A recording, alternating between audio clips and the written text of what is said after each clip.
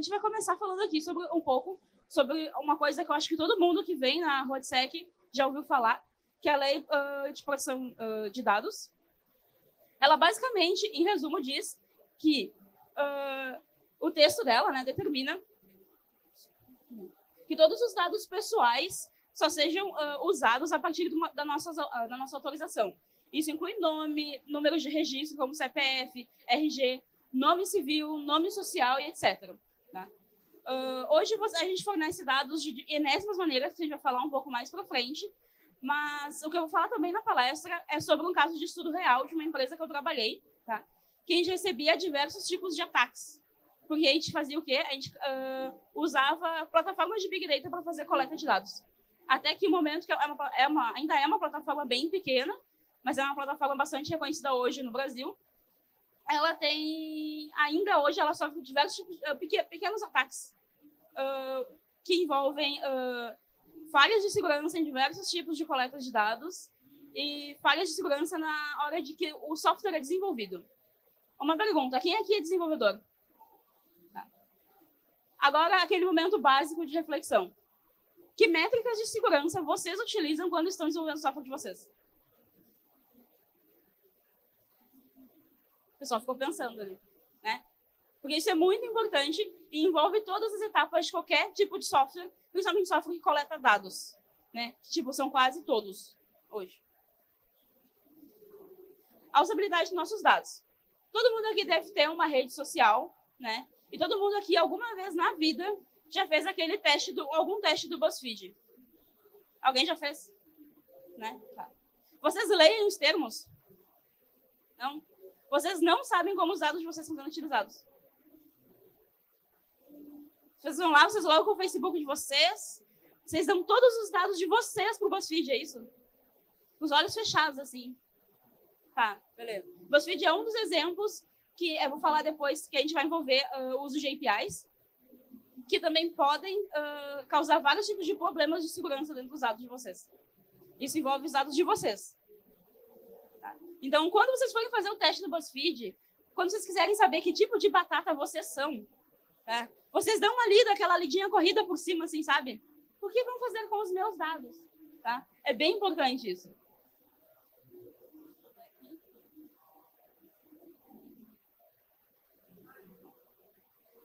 Dentro dessa área de engenharia de dados, o que a gente faz?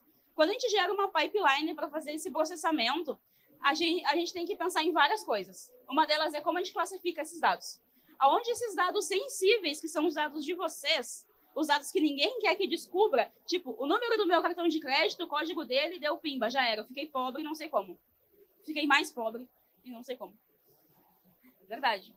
Né? Eu preciso saber aonde que eu vou guardar esses tipos de dados sensíveis de vocês e como que eu vou proteger ele com todos os tipos de força que a equipe de segurança tem.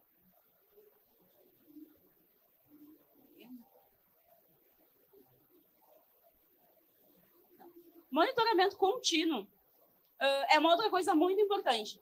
Porque quando a aplicação recebe algum tipo de ataque, eu preciso ter um tempo de resposta para isso. E, por exemplo, a última empresa que eu estava trabalhando, o que aconteceu? Tem um site lá dentro, que é um site que a gente faz protocolos. Tá? A gente chega lá na recepção, fica aí de atestado, um dia, 2, entrega na recepção esse atestado, a pessoa vai lá, cria um protocolo que vai por e-mail do funcionário, e tu recebe lá, tipo, tu entregou o atestado no dia tal, na hora tal. Só que o que acontece? Vocês já ouviram falar em LDAP? Maioria. Gente, vocês podem lançar a cabeça que nem bichinho aquele de caminhoneiro, assim, sabe? Lá a empresa usa o LDAP, e aí o que acontece no LDAP? A gente tem a nossa base de funcionários cadastrados, né? E quando a pessoa vai lá preencher o protocolo, ele começa a digitar aquele e-mailzinho da pessoa, o nome da pessoa, ele começa a puxar o nome, o e-mail e o número de registro da pessoa. O que aconteceu? Um belo dia, 9 da noite, a gente sabe, né, que acaba o nosso expediente, a gente vai para casa, sexta-feira, o sextou, pega a pessoa, vai tomar uma cerveja, olha o WhatsApp, o que é? Eu preciso baixar, aconteceu alguma coisa. Nós fomos hackeados e estão pedindo R$1 milhão pelos nossos dados. Como? Aí, quando tu senta lá e tu vai olhar no código, o código não tem nenhum tipo de métrica de segurança e nenhum tipo de métrica de segurança que barre algum outro tipo de autenticação que não seja LDAP usado, o modelo de LDAP usado na empresa. Tá? Monitoramento constante, ele serve para que esse tipo de coisa não aconteça. O padrão de alguns modelos prontos de monitoramento desses dados, ele requer respostas mais ou menos 72 horas, o que, dependendo do caso, é muito tempo.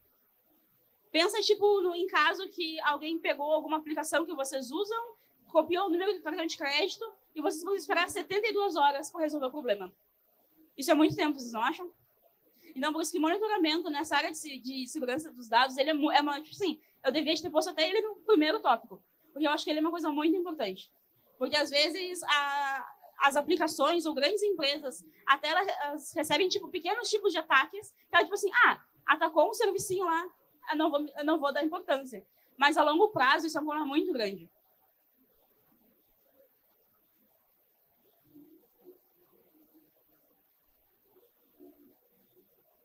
Os metadados, eles são requisitos da Lei Geral de Proteção de Dados. Quem teve um tempo lá, parou e leu, sabe que a gente tem um limite para trabalhar com esses dados.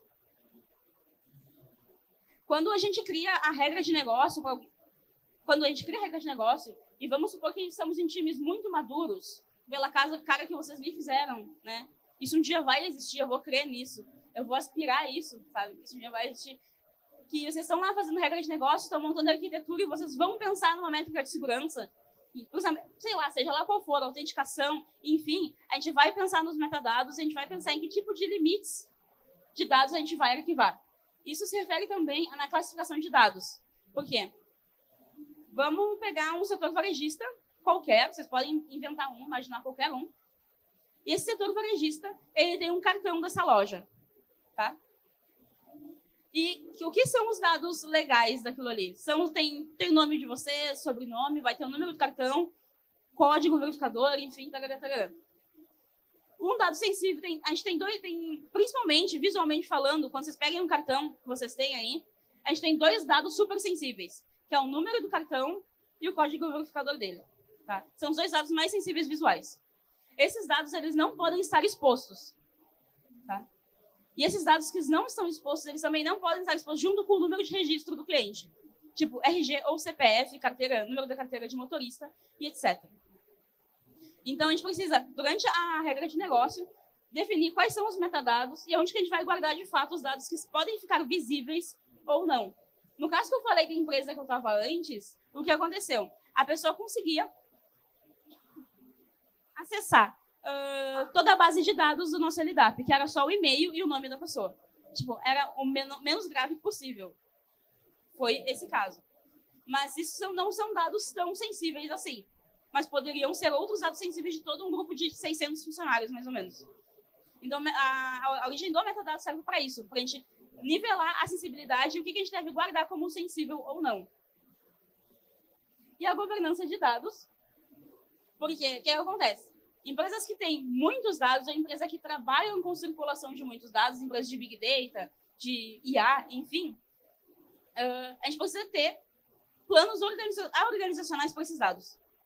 Não adianta eu pegar lá, vou pegar uma startup X, vou subir um ecossistema aqui de Big Data, vamos usar aqui um Apachezão, mais simples que tiver, e eu não saber como governar esses dados.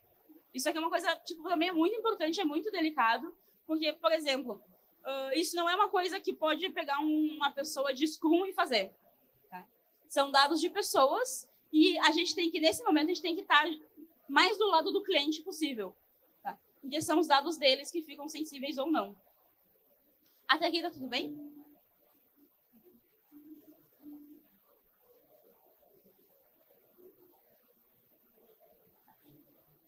Agora a gente vai falar de um outro assunto muito grave, digamos assim. Acho que todo mundo aqui que é desenvolvedor, trabalha com TI, já criou uma API, certo? Vocês também têm métricas de segurança para a exposição da API de vocês? Alguém balançou a cabeça que sim. Enfim. Na área de exposição de dados, vamos ver aqui, os ataques DOS é quando, por exemplo, o atacante começa a mandar mensagens excessivas para lá até que ele consegue entrar, certo? Mais ou menos isso, certo? eles podem converter esses ataques, esse número de ataques, dependendo do sistema de vocês, numa API. Então, ele vai entrar facilmente, vai fazer o que ele quiser lá dentro, vocês mal vão ver. Porque pode ser assim, pode ser só uma API que replicou. Porque se vocês derem uma pesquisada, ou eu deixo o link disponível no LinkedIn para vocês depois, tem uma ferramenta de inteligência artificial que, dependendo do número de chamadas da API, ela gera uma nova para dar conta. Por padrão, assim, olha, eu estou recebendo 100 mil chamadas aqui, eu vou ficar sobrecarregado, a minha infra vai ficar sobrecarregada, eu vou clonar essa minha API para ela poder fazer 200 mil chamadas e vai ficar tudo bem. Só que não. Né? Pode ser que nessa minha réplica, ela pode falhar uma métrica de segurança e eu posso receber um tipo de invasão nela. Então, segurança de API também é uma coisa muito importante para a proteção de dados das pessoas. Vocês sabem o que é o farming? Tá. Vocês já entraram naqueles sites? Vou pegar um exemplo. Assim. Não sei um exemplo agora, de cabeça. Entrou num site, vocês foram lá olhar alguma coisa e ele é cheio de propaganda. Cheio de coisas de marketing. Cada pop-up naquela tela é um farming. Se chama farming aquilo. Então, em alguns lugares, as pessoas chamam de farming, pelo menos. Esse farming, as pessoas autorizam o uso dela no site. Por quê? Alguém está ganhando alguma graninha por causa daquela propaganda. E o cliente, a pessoa que colocou a propaganda naquele site, está ganhando a visibilidade dela, ela ganha um cliquezinho lá, ela sabe quantas pessoas entraram no site em determinado período, se elas fizeram um cadastro ou não. E o dono do site ganha lá um troquinho lá, de um período, uns centavos lá, não sei por quantos centavos agora, está ganhando ter uma propaganda num site. O que acontece? É possível, e tem artigos confirmando isso, que as pessoas podem usarem a API daquela propaganda para poder entrar na aplicação de vocês. Tá? Isso são casos bem isolados em sites que tem muito, tipo, o site precisa ter muita propaganda, tá? Para a pessoa conseguir burlar esse padrão de segurança de uma API, por exemplo. Mas acontece. Né? E a gente sempre dá aquela coisa, quanto menos, melhor. Por mais que vocês tenham, por exemplo, pode ser que vocês façam aqueles... Alguém já brincou de fazer aqueles apps do Facebook? Alguma vez na vida? Que tem Facebook Apps lá, que vocês montam o teste de... Podem lá um dia brincar, façam um teste de vocês. Se vocês quiserem fazer diferente da batata do BuzzFeed, vocês podem fazer batata, sei lá, outro vegetal, enfim. Vai lá, vocês... O que acontece? Quando vocês abrem aquele... Vocês vão lá, fizeram um app de question, que é o mais comum. Tipo, será que eu vou dar certo com a pessoa do signo tal? Aí tu responde um monte de pergunta. Com que animal eu me pareço? Aí tem um monte de pergunta. Esse tipo de app, assim, dentro do Facebook, por exemplo, ele é o mais comum. E geralmente, quando vocês entram naquilo ali, vai ter uma propaganda lá, pelo menos no rodapézinho, ele tem algum tipo de propaganda, né? Aquele tipo de propaganda que as pessoas conseguem hoje invadir via API. Então, tenham muito cuidado se vocês vão levar isso, tipo, para brincadeira, para ver como é que funciona, ou se isso vai ser levado a sério algum tempo, de tentarem não usar esse tipo de métrica para clique de views. Porque em sistemas que, por exemplo, lojas de varejo e similares, elas dependem muito de views. Tá? A empresa startup que eu estava trabalhando, a gente fazia análise de sentimentos. Tá? A gente coletava os comentários que as pessoas faziam nas redes sociais das empresas, que eram os clientes da startup, e a gente dizia se era bom, se era ruim ou se era neutro. E que tipo de tomada de marketing a empresa ia tomar em cima disso. Aconteceu que uma loja bem grande de Porto Alegre teve um ataque de DOS por causa de uma API dessas. E a princípio, foi uma propaganda do Mercado Livre, que estava lá embaixo. Tá? Então, isso aqui é um assunto bem delicado, tipo, cuidadoso total com os dados das pessoas. E como a inteligência ela já ajuda a gente de alguma forma, mas como ela vai seguir nos ajudando? A segurança e essa área de proteção, elas têm dados que são bem cruciais, né? Que nem eu expliquei antes, para não gerar nenhum tipo de problema para cliente e empresa, tá? Principalmente na área de segurança. Porque hoje, no caso da empresa que eu estava trabalhando ontem, que eles acessaram no LDAP, eles queriam tipo Bitcoin, né? Para nos devolver os dados. Ok, tipo, eu posso ir lá e fazer tudo de novo, que é mais fácil do que naquele caso, que era poucos funcionários, eu vou fazer de novo. Quando a gente tem sistemas de inteligência artificiais mais avançados, mais maduros, que acontece?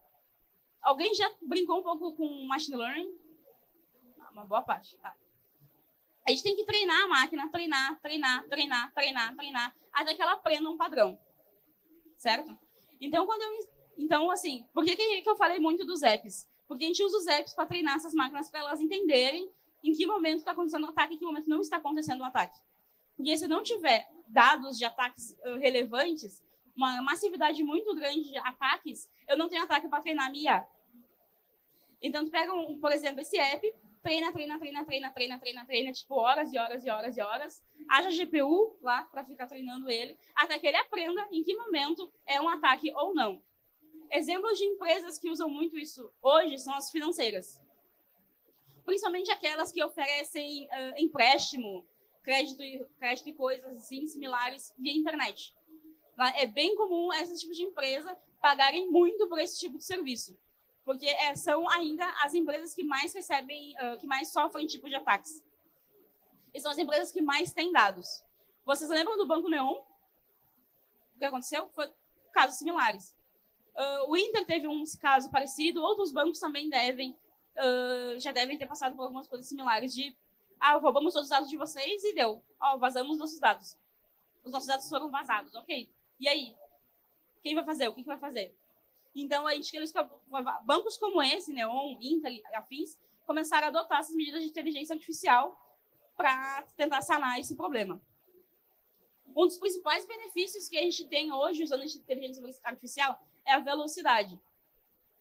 Como a gente tem, vamos supor, né, que ainda não sei dizer com certeza quais sistemas hoje estão bem treinados, a gente consegue verificar em pouquíssimo tempo, né, uma velocidade bem alta, quando que teve um ataque relevante ou não, a ponto de ferir dados, a ponto de ferir regras de negócio. E o segundo benefício que a gente fala da IA foi a aceleração e a contenção dos endpoints. Principalmente nessa área, voltando a falar um pouco da parte das APIs, endpoints, os dispositivos e os hosts infectados. Porque quem trabalha com, principalmente financeira, tem que ter uma infra muito boa. E eu digo isso para vocês porque eu sou uma pessoa de infra desde 2009. E às vezes é muito difícil manter métricas de segurança numa infra muito grande. Né? Tem que ter uma regra muito boa, regra de autenticação, de validação, de coisas muito boas, para a gente conseguir manter um tipo de infraestrutura segura full time. Quando eu acabo citando pequenos casos, grandes casos, pequenos ataques, quando a gente chama de pequenos ataques é quando tu pega um certo tipo de aplicação, faz a varredura e vê se o site ou algum ponto teve algum tipo de ataque e se ele foi tão danoso ou não. Esses apps de varredura, eles não dão muita confiabilidade, no caso. Eles vão varrer e vão dizer assim, alguém tentou acessar algum ponto do teu site, via algum espectro assim assado, cara.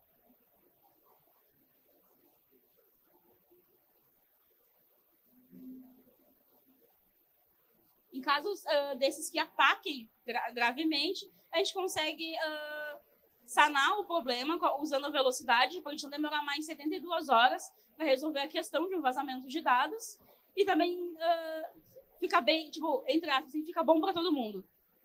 Não é, tipo, ainda falando de nível Brasil, né?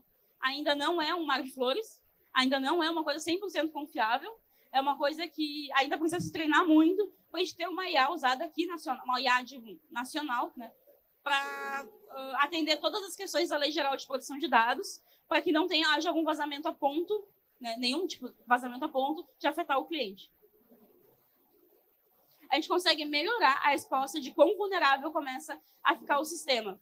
Porque principalmente na área de pessoal que levantou a mão, que falou que é desenvolvedor, o que acontece às vezes? O time cresce, a gente põe métricas de segurança no time, só que a métrica não determinado ponto falhou. Não é uma métrica boa, eu vou precisar adotar uma nova, vou precisar refazer uma métrica. A gente aprende com esse erro de pegar essas vulnerabilidades e pegar métricas novas para melhorar depois a questão da segurança e da IA. Pessoal, eu trouxe um recado aqui meu para vocês, né? Em especial a temática aqui da Roadsec esse ano. Eu vim aqui com a camiseta da Angela Davis. A gente sabe o momento atual que a gente está passando no país E eu peço aqui para vocês não serem racistas, tá? Por favor, sejam antirracistas o tempo inteiro. Se vocês verem alguma coisa acontecendo, por favor, deem o pitaco, falem que está errado. Essas coisas acontecem o tempo inteiro. E a gente vive num país onde o racismo é tão estruturado que, às vezes, passa pela gente nem percebe, tá? Então, eu trouxe aqui uma frase da Ângela e uma foto da Marielle, porque a Marielle é presente e a Angela Davis, né, nem se fala, para deixar esse momento de reflexão para vocês. Tá? Eu vou estar aqui o dia inteiro, então, quem quiser perguntar ou conversar depois, estarei por aí. E muito obrigado.